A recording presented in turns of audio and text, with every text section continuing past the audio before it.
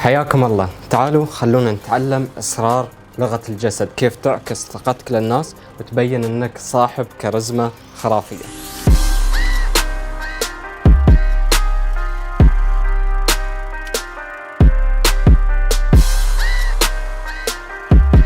أكيد كلنا نعرف ملك أو نجم الطلعة. لما نطلع كشلة دائما نحصل شخص واحد ماكل الجو كامل، لما يتكلم الكل يسمع وينتبه له، لما ينكت الكل يضحك على نكته، الكل يحبه ويحب يجلس جنبه. كيف أنت تكون ملك الطلعة؟ كيف يكون عندك هذه الكاريزما والتأثير على الناس لما تتكلم؟ هذه هي لغة الجهز لغة الجسد. هذه هي أسرار لغة الجسد، أسرار البادي لانجوج. مو بس في الطلعات بيننا وبين الشباب، شخصية الإنسان هذه تفرق حتى لما يبحث على وظيفة. لو جبنا مهندسين مثلا، اثنينهم متخرجين من نفس الجامعة وعندهم نفس الكفاءات، قدموا على وظيفة عمل، في الانترفيو أو في مقابلة الوظيفة صدقوني هذا الشخص صاحب الكاريزما أو الشخصية الخرافية هو اللي راح ينجح وياخذ الوظيفة. لأن صرنا في زمن يقدرون فيه مو بس الكلام اللي تقوله وثقافتك، ولكن يقدرون فيه طريقة تحدثك وقولك لهذا الكلام وتوصيل أفكارك للناس. التواصل بيننا كبشر جزء مهم جدا من حياتنا عشان نعكس شخصيتنا للناس بأفضل صورة ممكنة. بدون طول مقدمات خلونا نبدأ. أول نصيحة بكل بساطة هي أسرار حركة الإيد. لما تكلم شخص حاول دايما حركات إيدك تعبر عن الكلام اللي تقوله. مثلا لو قاعد تذكر نقاط، اذكر حرك بإيدك النقطة الأولى أو مثلا النقطة الثانية. لما تبين شيء والله هذا المصور أفضل عن المصور الثاني، حاول تبين الفرق بإيدك. وأشياء ثانية مثلا الإنسان يتعلم من ما يراه بعينه ويسمعه بإذنه ويضمه إلى. طبعا حركات الإيد كثيرة، وأكثر شيء أقدر أشبه فيها هي بهارات الأكل. لما أقول قصة وأنا ثابت ما أحرك إيدي يمكن الناس تمل مهما كانت القصة حلوة، ولكن لما أضيف له حركات الإيد وأقولهم والله هذا الشخص الفلاني سوى هالشيء وبعدين أنا راح وحرك إيدي، أضيف تفاعل للقصة، تفاعل للكلام اللي أقوله، وأقدر أعبر عنه بشكل أجمل. وفي نفس الوقت لو بالغت بحركات الإيد وطول الوقت وأنا أتكلم أحرك إيدي كأني حطيت بهارات زيادة على الأكلة واختربت. وأشياء ثانية مثلا تعرفون لما الشخص يتكلم يكون حاط إيده بهذا الشكل تحسون إنه مثقف وفاهم الدنيا كلها. أثبتوا علماء النفس إن هذه الحركة تبين إن الشخص هو أكثر شخص فاهم في الغرفة، وكأنه هو المسيطر على المكان كله وجامع المكان بيده. أما مثلا حركة الصبع ها إنك تأشر على حد، أنت لازم تسمع، هذا يبين إنك مسيطر وإنك صاحب سلطة. حركة ثالثة مثلا إنك تحط إيدك على خصرك، هذا يبين إنك واثق من نفسك. تلاحظون سوبرمان مثلا سوري أقصد سوبرمان، هذا دائما يستخدم هذه الوضعية في صوره لأنها باختصار تعكس شكل الجناح، كأن إنسان بيطير وما حد قده وما حد يتحدى.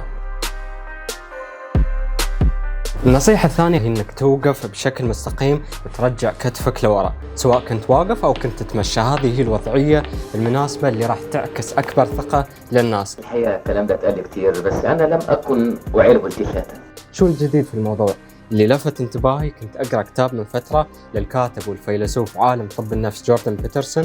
اسم الكتاب 12 قاعدة للحياة، 12 rules of life، قواعد عامة للحياة أفضل.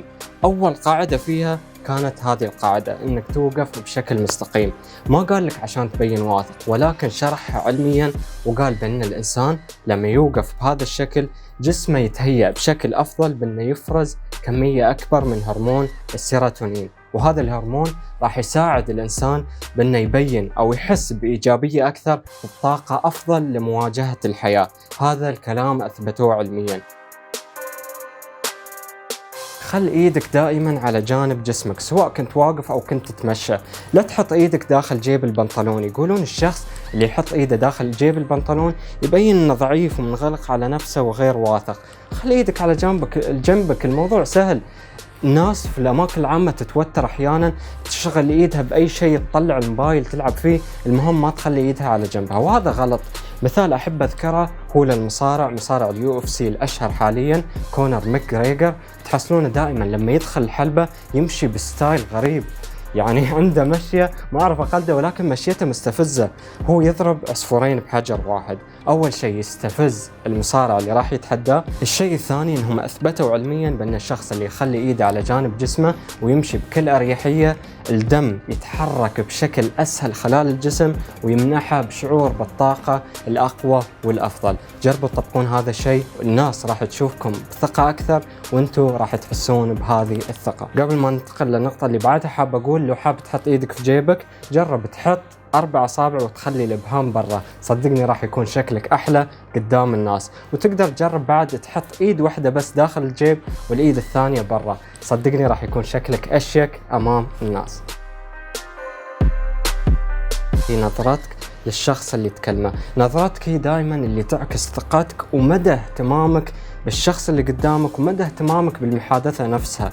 لما تشوف الشخص بعينه هذا يبين انك مهتم، عكس لو كل ساعة تشوف يمين تشوف يسار تشوف تحت تنشغل بموبايلك بأي شيء، هذا يبين عدم اهتمامك. لكن لما يكون عندك مثلا موعد غرامي وتطالع البنت في عينها وتشوفها دائما وتبين انك مهتم وذايب بجمالها، صدقني هذا راح يفرق بشخصيتك.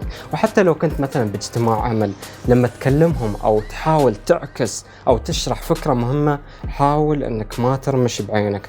هذا الشيء تلقائيا راح يحسسهم بأهمية الكلام اللي تقوله ويجبرهم انهم يركزون وينتبهون معاك. في قاعدة ثانية في الموضوع، انك لو كنت تحاور شخص واحد قدامك دائما شوفه بعينه، وبين كل 5 إلى 10 ثواني حاول تكسر النظرة. يعني أشوفك وأنا أكلمك تلقائيا أشوف يمين وأرد أكلمك، أفكر شوي وأرجع أكلمك، مو دائما 24 ساعة قاعدين مع بعض طول الوقت أشوفك في عينك، هذا مو طبيعي. القاعدة الأخيرة بهالموضوع أني لو كنت أكلم 3 أشخاص أو أكثر لازم أوزع عليهم النظرات، كل شخص أشوفه 3 إلى 5 ثواني بالكثير. يعني مثلا أكلمك الحين شوي، بعدين أنقل نظرتي للشخص الثاني اللي على اليمين، وبعدها أرد أشوفك وشوي شوي نسولف، أشوف مثلا الشخص اللي على يسارك، بعدين أرجع لك بالنظرات، وهكذا ما أتم أشوف شخص واحد وانسى الأفراد الباقيين. بهذا الشكل تكون أنت المحاور الجيد وتعكس ثقتك بأجمل شكل من خلال نظراتك للناس. أهم شيء هو السلام في الإيد، كيف تعكس ثقتك لما تسلم على الشخص. أحيانا أنا أسلم على شخص يعطيني إيده كأنه سمكة ميتة، أنا أمسكه ولا شيء، كأني ماسك فعلا سمكة ميتة، أحركها مثل ما أبغى. ليش؟ وين الثقة؟ ليش ما تفرض شخصيتك على الشخص وتسلم عليه بكل قوة؟ ما أقول لك اكسر إيده وتخليه يندم إنه سلم عليك، لا، سلم عليه، حرك. حلو انك تحرك قاعدة، تحرك ايد الشخص 2 أو 3 مرات بالكثير، يعني تهزها مرة 2 وتنزل، وشوية ضغط على الايد. 100 أهلين 100 أخ ولي. ما اقول لك كسر ايده ولا تكون مرخي وايد، يعني ضغط معتدل. وشيء ثاني، حاول انك تمسك ايده بشكل كامل، يعني لا تمسك لي بالاصابع بس او مسكه غلط، امسك سلم خلص الموضوع. بهذا الشكل انت اعطيت فيرست امبريشن او انطباع اولي قوي عن شخصيتك، وانك انسان مسؤول يتحكم بالناس ما يتحكمون فيه. النصيحة السادسة هي لا تستحي انك تلمس الشخص اللي تكلمه. والله لو قال لك شيء حلو مثلا تقول له والله صح عليك، لو والله كفك، لو صديق مو شايفنا من شهر ولا شهرين تقدر تحضنه، يعني عبر، والله تعطيه صح، بين انك واثق. عادي تلمس الناس. النقطة السابعة هي طريقة جلوسك في الأماكن العامة. حلو أنك تعكس ثقتك لما تجلس في مكان عام. تكلمنا عن أهمية الوقفة والمشي وكل هذا، ولكن حتى جلستك ترى شيء مهم. أتذكر فيلم قديم اسمه شوت ذا بيانو بلاير، فيلم فرنسي يبين أنه كان حد عازف بيانو توه بينشهر، ولكن كان خجول ويستحي، دائما يقعد ضام رجله وياخذ مساحة صغيرة من الكرسي. قابل مدير أعمال قال له إذا أنت حاب تنشهر لازم تعكس ثقتك للناس، باكر بيون الناس يعملون وياك لقاءات، لازم تقعد في مكان عام تبين انك واثق. افرض نفسك، تمدد وانت جالس بكل اريحيه، حط ايدك على الكرسي، حط رجل على رجل، المهم بأدب. ما اقولك لو كنت قاعد في مكان ضيق في باص او مواصلات عامه تاخذ راحتك، لا، احترم مكانك وخذ مكان على قدك، ولكن لو في مساحة وما حد عن ذلك لا تستحي انك تاخذ راحتك. في فيلم او مسلسل بعد يعجبني اسمه مسلسل شخصية دون درايبر في مسلسل ماد من، كان مدير شركة اعلانات، دائما يصورونه وهو في مكتبه قاعد ماخذ راحته يمد رجله على الكرسي اللي قدامه. طبعا هو كان مدير شركة فحالته غير، ما اقول لك سووا بنفس طريقته او الى هذا المدى، لا الزموا حدودكم شوي، ولكن خذوا راحتكم، بينوا ثقتكم عن طريق جلستكم.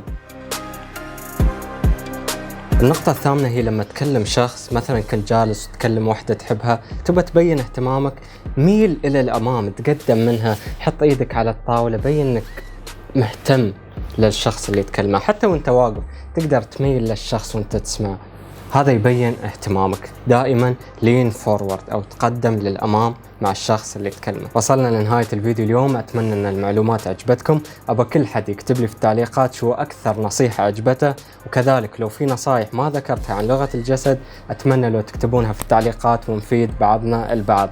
كذلك لو حبيت الفيديو أتمنى ما تنسون زر اللايك والاشتراك وتفعيل الجرس لو ما كنتم مشتركين، وكذلك أعطوني نصايح أكثر لفيديوهات حابين تشوفونها. لا تبخلون علي بالمشاركة في التعليقات، وانشروا الفيديو مع أصدقائكم والناس اللي تحبونهم، اللي تحبون يطورون من شخصيتهم. خلونا كلنا نعيش في مجتمع وعالم أحلى مليان بناس كاريزمتها رهيبة وشخصيتها قوية، ناس خرافيين مثلكم.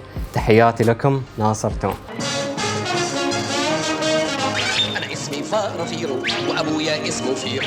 أنا اسمي فرافيرو وأبويا اسمه فيرو، ومغامراتي ومفاجآتي ومصارعاتي دايما باخدها من قصيرو.